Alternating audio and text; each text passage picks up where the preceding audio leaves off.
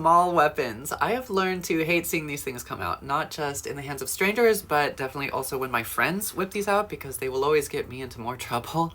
I don't even like how people in martial arts will teach how to use them or to defend from them, but I would like to start playing with these things this week in my LGBT self-defense class in Portland, which is this Sunday, June 2nd, 2 p.m. at Unicorn Jiu-Jitsu.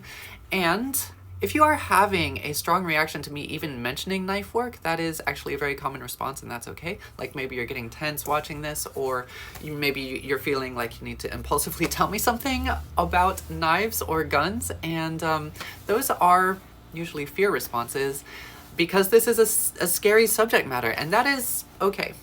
But one way that martial arts teachers manage that fear response is by sometimes reserving teaching weapons just to their advanced students, or by like getting really focused on a very specific disarm or a parry so that the newer students can look at it outside of the context of a live weapon. And yeah, I don't like that approach. I think that being too careful is just doing a disservice to all of the people who have independently decided to, start carrying around something like this, a small weapon, in self-defense, even though I still don't recommend using small weapons for self-defense. And that's like every trans femme that I've ever met. And specifically, it's a disservice to Michelle Henry, rest in power.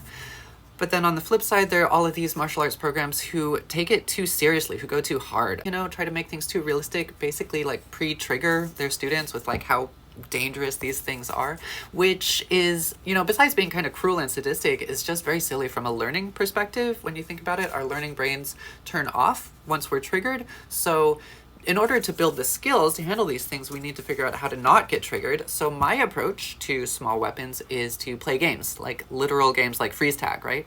But to design those games so that we're practicing relevant movements and strategies rather than some esoteric, like really specific knife takeaway that, when we think about it, is probably developed for samurai swords or the such, not for modern things like a pepper spray bottle or a utility knife or something. And I'm not even going to use a knife prop. Instead, I'm gonna start out with like a tennis ball, possibly the water bottle technique, just so that we're not thinking about weapons when we're doing this and we're really just in the game, and we can move up to like a foam baton if we get comfortable. It's gonna be pretty similar to the last class where we practice how to handle a baseball bat using teamwork techniques and communication rather than like martial skill. If you're curious about that, watch my last video, which I have comment linked. And as always, after class there will be an open mat at 3 p.m. where you can Skillshare, play with some new ideas, roll around if that's your thing, play around with all these toys,